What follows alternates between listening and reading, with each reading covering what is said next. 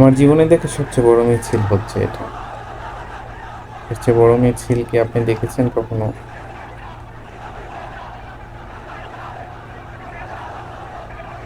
আমাদের দেশের অবস্থা আজকে কোথায় গিয়ে দাঁড়িয়েছে?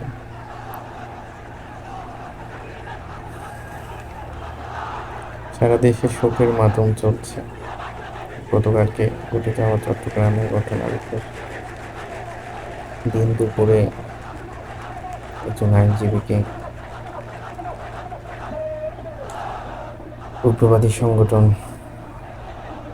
ইসকনের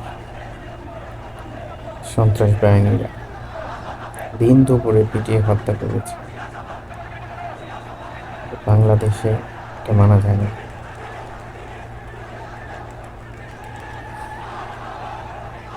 বিশাল মিছিল, বিশাল লম্বা।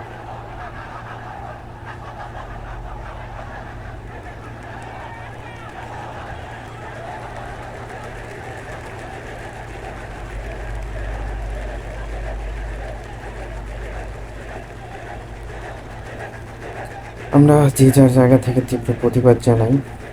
আমরা চাই এই উগ্রবাদী সংগঠন বাংলাদেশ থেকে নিষিদ্ধ হোক।